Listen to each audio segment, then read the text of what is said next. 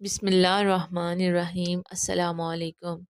اگر آپ میرے چینل پر نیو ہیں تو پلیز میرے چینل زنیشا سٹوری کو سبسکرائب کریں، ویڈیو کو لائک شیئر ضرور کریں۔ مفتی طارق مسعود لکھتے ہیں کہ ایک تقریب کے دوران مجھے پروفیسر غلام قادر نے ایک ایسا واقعہ سنایا جس نے میری روح کو جھنجھوڑ دیا۔ کہتے ہیں میرے محلے کا ایک لڑکا کینیڈا رہائش پذیر تھا۔ اس کی شادی ارینج میرج ہوئی تھی، بچپن ساتھ گزرا تھا، ہم ایک دوسرے کو اچھے سے جانتے تھے۔ اس کی 2 بیٹیاں اور ایک بیٹا ہے۔ مجھے اس کی شادی کے بارے میں بالکل کوئی علم نہ تھا اور نہ ہی میں اس کی بیوی کو جانتا تھا۔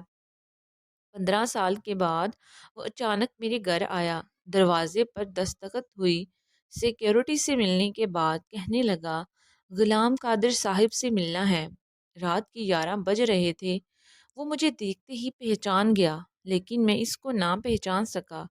خیر جب کچھ قربت ہوئی تو اس کو پہچان گیا۔ عرفان صاحب آپ آج اچانک گلے لگایا۔ وہ بالکل بدل چکا تھا، سر کے بال جڑ چکے تھے، گنجا پن آ چکا تھا، چہرے کی رونق جا چکی تھی، ماتھے پر بل نمایاں تھے۔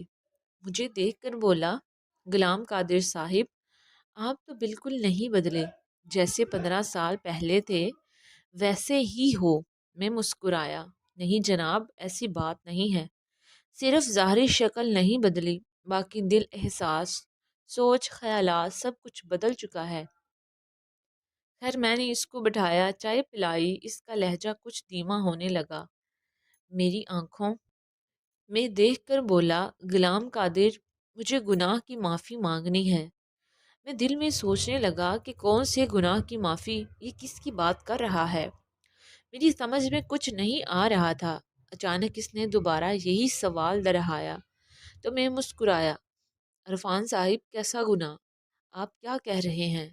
عرفان اچھا بھلا جوان مرد تھا، چائے کا کپ سائڈ پر رکھا، آنکھوں میں آئی نمی کے ساتھ کہنے لگا کہ غلام قادر میری شادی ایک بہت ہی پیاری اور پاک دامن لڑکی سے ہوئی تھی۔ ماں باپ نے رشتہ کیا تھا، ابو تو تھے نہیں، امی کو انکار نہ کر سکتا تھا کیونکہ یتیم کا دکھ تم سمجھ سکتے ہو، اور ہماری ماں نے بازاروں میں چنے نمکو پاپڑ وغیرہ بیچ کر مجھے جوان کیا تھا، تو انکار کر نہیں سکتا تھا۔ رشتہ ہوا، شادی ہو گئی۔ وہ بہت اچھی شکل و صورت کی مالک تھی، لیکن ہماری سوچ مختلف تھی۔ اکثر اوقات ہماری گھر میں چھوٹی چھوٹی باتوں پر نوک چوک ہوتی رہتی تھی۔ میں نے اسے لاکھ دفعہ سمجھایا اور اس نے شاید مجھے، لیکن ہم دونوں پتہ نہیں کیوں ایک دوسرے کی بات کو سمجھتے نہیں تھے۔ چونکہ میں کینیڈا میں رہتا تھا اور بھی مزدور دوست میرے ساتھ رہتے تھے، ان کے ساتھ رہتے رہتے مجھے دیگر مضر صحت چیزوں کا استعمال بھی کرنا پڑتا تھا، اس لیے شراب پینا میرے لیے عام سی بات تھی۔ لیکن میری بیوی کو سگریٹ اور شراب سے سخت نفرت تھی۔ 1 سال کے بعد ہمارے درمیان بہت جھگڑے ہونے لگے، وقت گزرتا گیا، 2 بیٹیاں اللہ نے دی، اور وہ پھر سے حاملہ تھی کہ ہمارا کسی بات پر جھگڑا ہوا۔ وہ اپنی بات پر اڑی رہی اور میں اپنی ضد پر اڑا رہا۔ آخرکار جب دونوں طرف سے کوئی بات سمجھوتے والی نہ ہوئی تو میں غصے اور جلد بازی میں آ کر اسے طلاق دے کر چلا گیا۔ میں واپس نہ پلٹا۔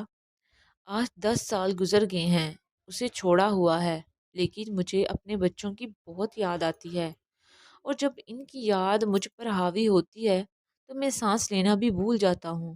مجھے دنیا کی کسی چیز میں سکون نہیں ملتا، حتیٰ کہ پہلے میں دوستوں میں بیٹھتے ہی رونق آباد ہو جایا کرتی تھی، لیکن اب کلب میں ناچ گانا یا شراب وغیرہ ہو، اس سے بھی ذرا بھر کی طبیعت میں فرق نہیں پڑتا اور دل بوجھل بوجھل رہتا ہے۔ میں اندر سے بہت ٹوٹ چکا ہوں۔ میں ایسا بد نصیب پیڑ ہوں جو اندر سے بالکل کھوکھلا ہو چکا ہے، اور میری جڑیں یعنی میری اولاد مجھے سے بہت دور ہے، جو کہ مجھے سہارا دیتی اور یہ پیڑ دوبارہ سے پھل پھول سکتا اور اپنے بیوی بچوں کے لیے ایک گنا سایہ بن سکتا۔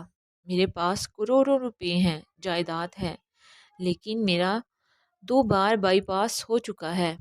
شاید اب میرے پاس زیادہ وقت نہیں ہے، نہ جانے کب زندگی دگا دے اور سانسوں کی یہ ڈور ٹوٹ جائے۔ وہ رو رہا تھا، میرا ہاتھ پکڑ لیا۔ غلام قادر، میں اپنی بیوی اور اپنے بچوں کو اپنانا چاہتا ہوں۔ مجھے بہت تیز بخار تھا، مجھ میں ہمت نہ تھی، پھر بھی میں اٹھا، اس کے کندھے پر ہاتھ رکھا اور اسے حوصلہ سہارا دیا۔ عرفان، اللہ سب بہتر کرے گا، تم اداس نہ ہو۔ وہ بلک بلک کر رو رہا تھا۔ غلام قادر، میرے بچوں کا کیا قصور تھا؟ بھلا میری انا، میرے غرور نے ان کو نہ جانے کتنے درد دیے ہوں گے۔ میں اپنی بیٹیوں کو سینے سے لگانا چاہتا ہوں، نہ جانے وہ کس حال میں ہوں گی، ان کی زندگی کیسے گزرتی ہوگی۔ غلام قادر، مجھے میری بیوی بچوں کے پاس جانا ہے، میں سب کچھ لٹا دوں گا۔ میں اٹھا، اسے گلے سے لگایا، اس کے آنسو صاف کیے اور اسے حوصلہ دیا اور کہا سب ٹھیک ہو جائے گا، تم پریشان مت ہو۔ لیکن مجھے ایک بات بتاؤ کہ تم نے دوسری شادی کیوں نہیں کی جب کہ تم ایک مالدار آدمی بن چکے ہو؟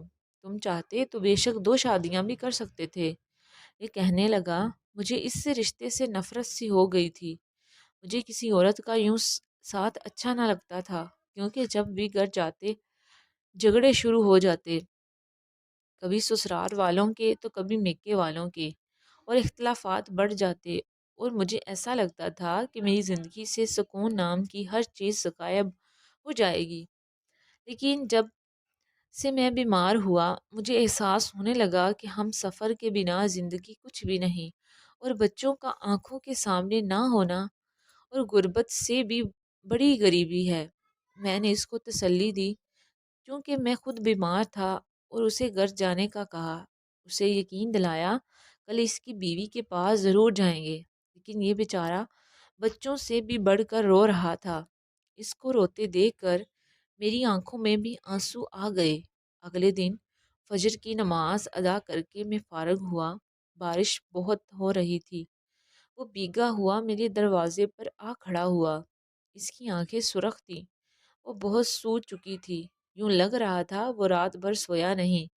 میں اسے دیکھ کر بڑا حیران تھا کہ اتنی تیز طوفانی بارش میں یہ آدمی آخر کیسے آ گیا، اور جو حیران کن بات تھی وہ یہ کہ یہ انتہائی خوش اور مسکراتے ہوئے آیا۔ غلام قادر، اب چلیں، میں نے مسکراتے ہوئے اس کو بیٹھ جانے کا کہا۔ ناشتہ منگوایا، دونوں نے ناشتہ کیا۔ مجھے کچھ کام تھا NGO کا، وہ ختم کیا۔ 9 بج رہے تھے۔ وہ میری طرف دیکھ رہا تھا، کبھی مجھے پھر سورج کو دیکھتا تو کبھی گھڑی کی جانب نظر دوڑاتا۔ میں اس کی بے چینی سمجھ رہا تھا۔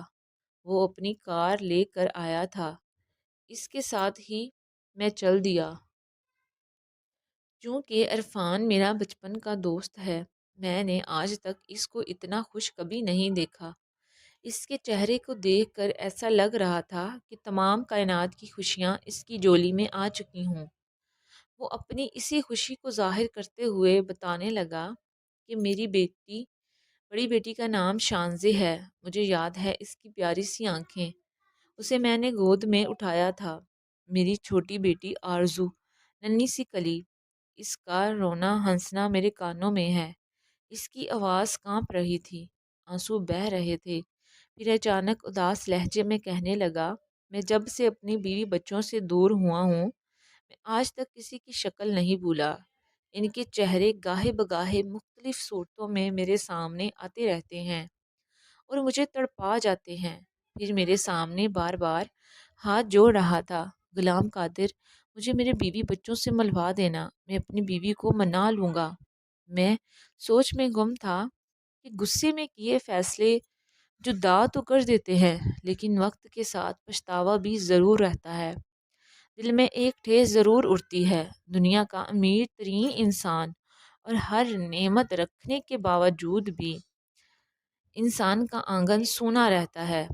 اس سے وہ خوشی میسر نہیں آتی جس کی اسے طلب ہوتی ہے، کیونکہ اللہ پاک نے ان رشتوں میں اتنی کشش، اتنی محبت اثار رکھا ہے کہ ان کے بغیر زندگی کا خوشی سے گزارنا ہرگز ناممکن ہے۔ پھر زبان پہ یہ الفاظ آ جاتے ہیں کہ کاش جدا نہ ہوئے ہوتے، تھوڑا سا جھک جانا کیا ہی خوبصورت عمل ہے۔ باتیں کرتے کرتے وقت کا پتہ ہی نہ چلا اور ہم ایک گاؤں میں پہنچے۔ اس نے اپنے سسرال کے گھر کے سامنے گاڑی روکی۔ 10 سال بعد وہ وہاں لوٹا تھا۔ ایسی خوشی کے ساتھ مجھے کہنے لگا، غلام قادر، یہ میری بیوی سجل کا گھر ہے۔ میں اس کی خوشی دیکھ کر یہ اندازہ لگا سکتا ہوں کہ ایسا محسوس ہو رہا تھا کہ اسے دوبارہ سے نئی زندگی مل گئی ہو، اس کے بے جان جسم میں دوبارہ سے روح پھونک دی گئی ہو۔ یہ احساسات انتہائی انمول اور قیمتی تھے، جن سے میں بھی بہت متاثر ہوا۔ پھر دروازے پر دستخط دی۔ کچھ لمحے بعد ایک چھوٹا لڑکا باہر آیا، ہم کو دیکھ کر خاموش کھڑا رہا۔ میں نے کہا، اپنے پاپا کو بھیجو۔ وہ آہستہ سے بولا، پاپا نہیں ہے، مما ہے۔ دوڑتا ہوا گھر میں گیا۔ اتنے میں ایک عورت باہر آئی۔ وہ عرفان کو دیکھتے ہی پہچان گئی تھی۔ تم یہاں؟ وہ عورت عرفان کی بیوی سجل کی بابی تھی۔ عرفان رونے لگا۔ بابی، سجل کہاں ہے؟ بابی غصہ کرنے لگی۔ ہم نے اسے سمجھایا اور کہا غصہ نہ کریں۔ خیر مختصر یہ کہ بابی کہنے لگی، سجل کے ماں باپ مر چکے ہیں۔ سجل اور اس کے بچوں کا بوجھ ہم اٹھا نہیں سکتے تھے۔ وہ دوسرے محلے میں کرائے کے گھر میں اکیلی رہتی ہے، بچوں کے ساتھ۔ یہ سنتے ہی عرفان درد سے کرا اٹھا اور کہنے لگا، میں نے ان کو کتنے دکھ دیے۔ اگر میں آج یہاں ہوتا تو میری بیوی بچے یہاں یوں اکیلے نہ رہتے۔ اس کی آنکھوں سے آنسو ایسے نکل رہے تھے جیسے کوئی چشمہ پھوٹ رہا ہو۔ میں نے اسے حوصلہ دیا اور پھر ہم وہاں چل دیے۔ وہ کچا سا مکان، لکڑی کا دروازہ، گھر تو برائے نام تھا۔ دستخط کی اندر داخل ہوئے۔ گوری چٹی سی بالکل ایک گڑیا پرانے سے کپڑے پہنے نلکے کے پاس برتن دھو رہی تھی اور دوسری لڑکی بغیر پاؤں میں جوتے کے جھاڑو دے رہی تھی۔ عرفان دیکھتے ہی اپنی بیٹیوں کو پہچان گیا۔ آنکھوں میں آنسو تھے، زمین پر بیٹھ کے رونے لگا۔ وہ اتنی زور سے رو رہا تھا کہ محلے کے لوگ جمع ہو گئے۔ اپنی بیٹیوں کو اس حال میں دیکھ کر وہ تڑپ اٹھا۔ میری شانزیں، میری آرزو، سینے سے لگا کر اتنا رویا کہ ہر آنکھ اشک بار ہو گئی۔ وہ بچیاں نہیں جانتی تھی کہ یہ ان کا بابا ہے۔ وہ بیچاریاں ڈر گئی تھیں۔ میں نے پیار سے پوچھا، مما کہاں ہے؟ شانزیں آہستہ بولی، مما اسکول گئی ہیں۔ میں نے پوچھا، اسکول کیا کرنے گئی ہیں؟ تو وہ انتہائی معصوم سی آواز میں بولی کہ سموسے بیچنے اور صفائی کرنے گئی ہیں۔ یہ سننا تھا کہ عرفان کے درد میں مزید اضافہ ہوا۔ اس کے آنسوؤں کی تعداد آسمان پر بکھرے ستاروں سے بھی زیادہ ہو گئی تھی، جن کو سنبھالنا مشکل ہو گیا تھا۔ یہ کیفیت میں نے اپنی زندگی میں کبھی کسی انسان کی نہیں دیکھی تھی۔ لاچار، بے بس، خود پہ غصہ، زبان پر شکوہ۔ میں اسے بڑے زور سے پکڑنے کی کوشش کر رہا تھا کہ کسی طرح اس کو اپنے گلے سے لگا سکوں، لیکن میں بے بس رہا اور کافی دیر بعد اسے چپ کرانے میں کامیاب ہوا۔ کافی ٹائم گزر چکا تھا کہ اچانک سجل ہاتھ میں کچھ برتن پکڑے آئی۔ پرانے سے کپڑے بیچاری کے تن پر تھے۔ اس کے ساتھ بری حالت میں اس کا چھوٹا بیٹا تھا۔ اس بچے نے صرف قمیض پہنی تھی، شلوار نہیں تھی۔ اس نے جیسے ہی عرفان کو دیکھا، وہ غصے سے چلانے لگی، کیا کرنے آئے ہو یہاں؟ ہمارے زخموں پر نمک چھڑکنے آئے ہو یا ہماری بے بسی کی غربت والی تصویر دیکھنے آئے ہو؟ چلے جاؤ یہاں سے۔ اس کی آواز کانپ رہی تھی۔ وہ اپنی بیٹیوں کو پکڑ کر عرفان کو کہنے لگی، میرے گھر سے نکل جاؤ۔ 10 سال بعد کیا کرنے آئے ہو؟ مر گئے ہو میرے لیے تم۔ اس کی آنکھیں بھیگ گئی تھیں۔ گاؤں کا کافی زیادہ ہجوم اکٹھا ہو گیا تھا، لیکن اکثر لوگوں کی آنکھیں نم تھیں۔ مجھے ایسے محسوس ہو رہا تھا یہ گاؤں والوں کے ہی بیٹے اور بیٹی ہیں۔ عرفان سجل کے قدموں میں بیٹھ گیا، پاؤں پکڑ لیے۔ سجل، معاف کر دو مجھے، چل میرے ساتھ اپنے گھر۔ سجل نے انکار کر دیا۔ وہ کسی صورت بھی واپس نہیں جانا چاہتی تھی۔ عرفان رو رہا تھا، سب لوگ دیکھ رہے تھے۔ میں آگے بڑھا، سجل کے سامنے ہاتھ جوڑے سائڈ پر لے گیا، سجل کو سمجھانے کے لیے۔ اسے بتایا، عرفان بیمار ہے، وہ موت سے لڑ رہا ہے، وہ زندگی کی بازی ہار رہا ہے۔ مانا اس سے غلطی ہوئی تھی، مانا اس نے ظلم کیا، لیکن یہ بھی تو دیکھو، اسے اپنی غلطی کا احساس ہو گیا ہے، وہ کس قدر تڑپ رہا ہے۔ گاؤں کے چند بوڑھے بزرگ اور بوڑھی عورتیں بھی آگے بڑھیں۔ انہوں نے بھی اسے سمجھانے کی کوشش کی۔ میں نے سجل کو کہا کہ آپ اس کے چہرے کی جانب دیکھو ذرا، وہ کتنا تھک چکا ہے، وہ ہار چکا ہے۔ جانتی ہو کیا، وہ ساری رات نہ سویا تھا، نہ کھایا نہ پیا تھا۔ وہ ساری رات میرے گھر کے باہر کھڑا رہا ہے۔ کل تم سے ملے گا، بچوں سے ملے گا۔ سجل دیکھو وہ کتنا بے بس ہے، آج وہ اپنے ہی زخموں سے چور چور ہے۔ اگر تم نے بھی اسے سہارا نہ دیا تو یہ جیتے جی مر جائے گا۔ مان لیا اس نے تم پر زیادتی کی، ظلم کیا، لیکن اگر آج تم بھی اسی کے ساتھ ظلم اور زیادتی کرو گی تو تم میں اور اس میں کوئی فرق نہیں رہے گا۔ تم دونوں ہی مجرم ٹھہراؤ گے، دنیا میں بھی اور آخرت میں بھی۔ خدارا ہوش کے ناخن لو، آج وہ اپنی ضد انا سب کچھ ہار کر تمہاری دہلیز پر چل کے آیا ہے۔ آج سے پہلے 10 سال اس کی انا نے بیٹیوں کی خوشیاں چھین لی، اور اب تمہاری انا بچا کچا سب کچھ برباد کر دے گی۔ تم دونوں اپنی ضد میں اپنے بچوں کو کیوں بن مانگی موت مار رہے ہو؟ شاید سجل کے احساس ہو گیا تھا، وہ تو جیسے نہ جانے کب سے منتظر تھی کہ عرفان کے آنے کی، اور عرفان کے سینے سے لگ گئی، بیٹیوں کو گلے لگا کر کبھی ہاتھ چومتا کبھی چہرہ، تینوں بچوں کو سینے سے لگا لیا۔ قصہ مختصر یہ کہ آخر سجل کا ہاتھ پکڑ کر کار میں بٹھایا جانے لگا۔ وہ اپنی خوشی میں بھول گیا تھا کہ غلام قادر بھی ساتھ آیا تھا۔ میں مسکرا رہا تھا، شکر ہے میرے اللہ، تم نے ان کو سمجھ ادا کی اور ایک کر دیا۔ کار تھوڑی دور جا کر رکی، عرفان جلدی سے اتر کر آیا۔ غلام قادر بھائی، میں آپ کو بھول گیا تھا۔ میں نے عرفان کے کندھے پر ہاتھ رکھا۔ عرفان جاؤ، اپنی بیوی بچوں کے ساتھ زندگی گزارو۔ اور وہ لاکھوں دعائیں دے رہا تھا۔ سب بہت خوش تھے۔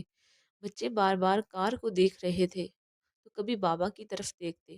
مفتی طارق مسعود کہتے ہیں کہ خدارا غلام قادر کی کہی ہر بات کو دل میں بسا لو کہ نہ زندگی سدا ہے نہ انا باقی رہے گی۔ اور میرے تمام ان دوستوں سے ایک گزارش ہے کہ جو حقیقت میں دوست کہلاتے ہیں وہ ایک دوسرے کے مشکل وقت میں ان کا سہارا بنے۔ حقیقی دوست وہی ہے جس کو اپنے دوست کے حالات کا پتہ ہو۔ یہ نہ ہو کہ آپ دن میں 4 روٹیاں کھاتے ہیں اور مرغا آپ کے دسترخوان کی زینت بنا ہوا ہے، لیکن آپ کا دوست دال کھانے سے بھی قاصر ہے، تو خدارا یہ دوستی نہیں، ٹائم پاس ہے۔ اگر اس دن غلام قادر کوئی بہانہ بنا لیتا یا حقیقت میں ہی اسے کوئی کام ہوتا تو وہ عرفان کے ساتھ اس کے بیوی بچوں کے پاس نہ آتا، اس سے حوصلہ نہ دیتا تو یہ گھر کبھی بھی دوبارہ آباد نہ ہوتا۔